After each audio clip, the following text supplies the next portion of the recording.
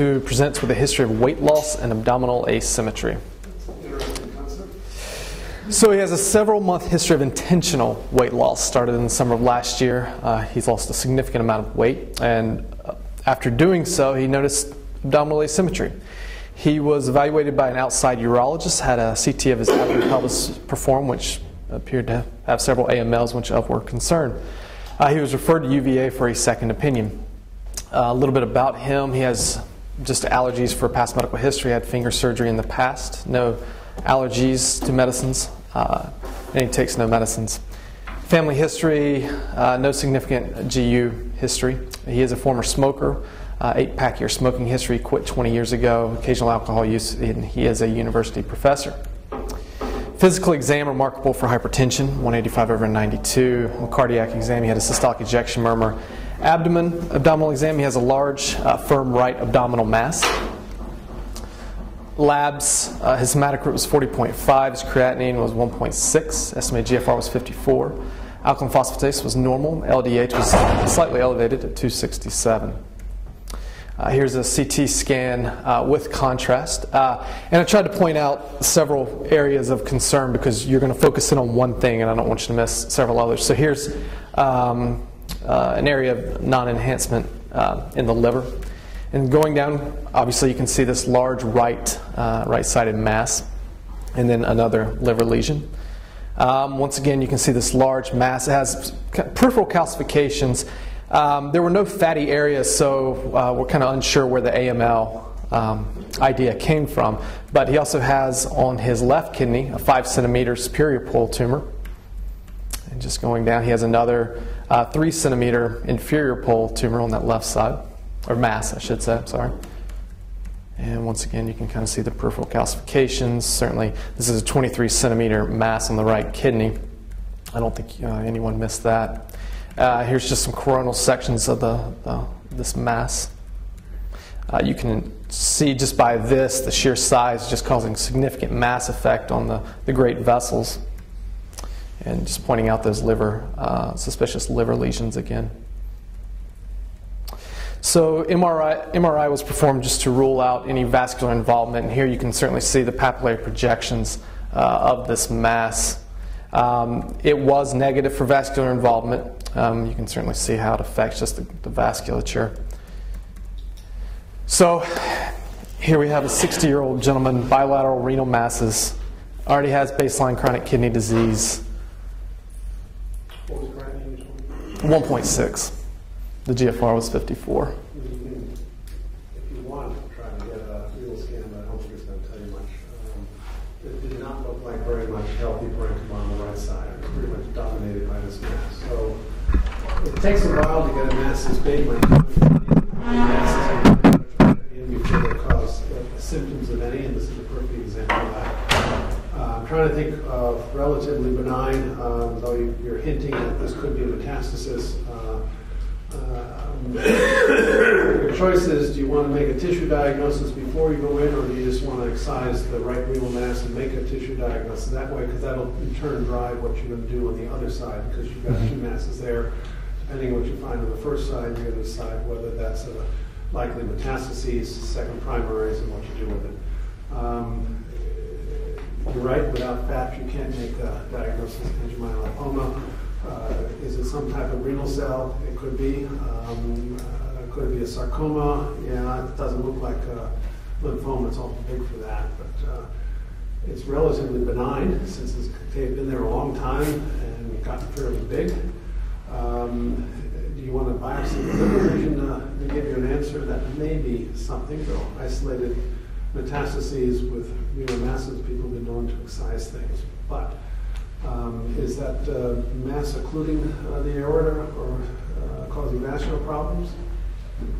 Not clinically.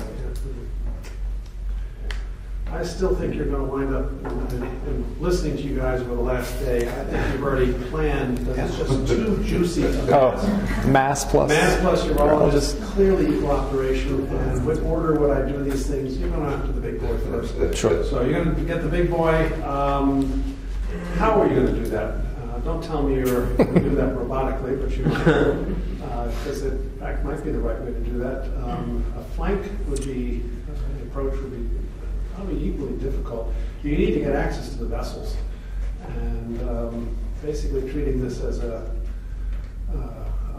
like you would a retroperitoneal node dissection is probably the best way to the vessel. So I suspect you approach this abdominally. I suspect you reflected the intestines and got control there and then let the mass out. But tell me what you did. So first things first, we did get a metastatic evaluation. Bone scan was negative. Assumed as much. Chest radiograph was negative, and the CT head was negative, and on exam he had no neurologic findings. So you could argue you already have a liver met, so we'll take that with a grain of salt. But you didn't see anything else, and the CT of the head actually makes sense because renal cells certainly go there, but he had I assume no symptoms. No neurologic symptoms. So we went to the operating room. We did an open right radical nephrectomy as well as a liver biopsy. Intraoperatively, he had a 20-pound right kidney with tumor, no gross direct extension outside of the kidney. One caveat on this, which you probably already ran into, I've done one or two of this in my life. Once about a 20 or 30-pound tumor in an 80-pound lady. And you don't realize how much blood is in that kidney, even though you had no blood loss. Be careful on how much blood volume is removed in that kidney. Did you transfuse in the end, or was No. that an issue? No, I didn't transfuse. That became an issue with my little teeny lady, because you don't think of it, because you only think of the bleeding that bleeds, but you forget in a huge mass like that, you've got a couple of units in there. Sure. That's a good point. And the nodules on the liver at the time appeared to be consistent with likely metastatic disease. When you say nodules, plural, you only told me about one, so when you actually saw the liver, you had more lesions. So there were several areas of concern within the liver. So you just biopsied one of them. Okay. So pathology came back as type 1 papillary renal cell. It was firm in grade 3, negative margins. The adrenal gland was normal, and it was actually sclerosing angioma of the liver. Hospital course was uncomplicated. Discharged home on postoperative day 5, and interestingly enough, at the time of discharge, his creatinine was 1.6, and estimated GFR was 54, same as pre-op. So now we have the 60-year-old gentleman, bilateral renal masses, stage 3 chronic kidney disease, and now he's without his right kidney. How to pursue the left. Out of curiosity, have you re-imaged him? Because I don't know how far post-op you are, but you. He has not been re-imaged. He is probably a month, 2 months post-op. Okay. So let's go back to your original CT. Okay. Okay, so you've got 2 lesions. One lower pole fairly exophytic, one upper pole also fairly exophytic. To me, and then the liver lesion, you say. There's one. All right, let's go back. Oh, you got 2 there or 1? 2. Fortunately, I have one that's fairly peripheral, easy to stick a needle in. Because now you're upping the ante in terms of going after those 2 renal lesions. I'm not scared about that because I think you've got enough kidney function remaining to do partial nephrectomy on the right side. But I now want to know a little more about what's in that liver, and you told me you really didn't do a biopsy, at least didn't target that. So will your IR folks consider a biopsy of that peripheral liver lesion, or are they going to say it's too dangerous? Well, it was. So we had one of our general surgeons come in during the first case and actually biopsy that lesion. So that lesion was biopsied. Correct. That's the hemangioma. Right. Correct. So you feel comfortable that you have no metastasis. Right.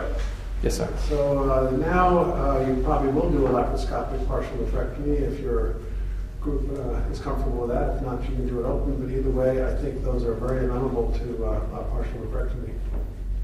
How what you did? So he is actually planned soon for his surgery, but we were going to do it open partials. Yeah, you let him recover, but yeah, it's a good case. I think he's actually probably got a pretty good prognosis because whatever renal cell you're dealing with, the big question is, do those represent metastases or the primaries?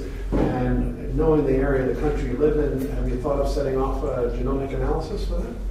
We have not.